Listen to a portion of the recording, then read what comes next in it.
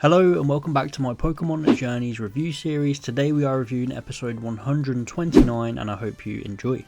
So we are finally here, the final of the Masters tournament. We have Ash versus Leon and I've been really looking forward to this battle and this opening episode, and it's safe to say it didn't disappoint. It actually begins with some Project Mew stuff which was really good, and it gives me a bit of hope that we might actually get to see it and it won't be off screen.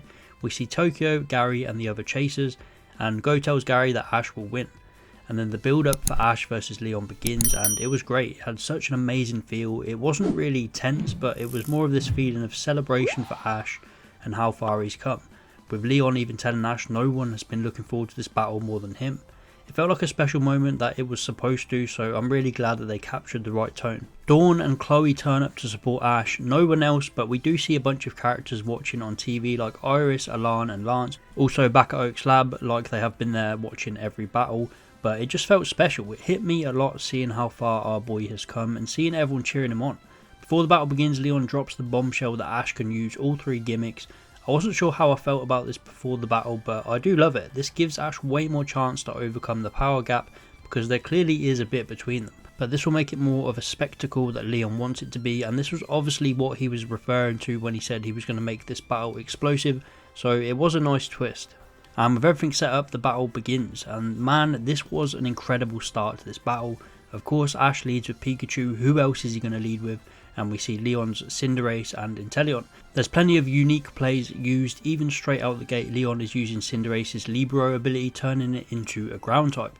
I also didn't expect Ash to bring out the Gigantamax this quick, but we've seen it take something huge to take down one of Leon's Pokemon, and Gengar manages to take down Inteleon with its Gigantamax form. It was just so fluid, every move felt important.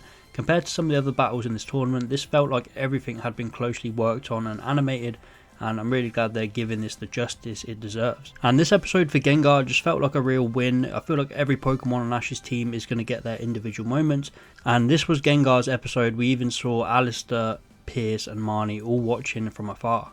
Another moment that I loved in this battle is that Leon copied Ash's counter shield strategy. He used it with Inteleon to stop Gengar, and it just shows how much Leon respects Ash and wants to keep learning and being pushed.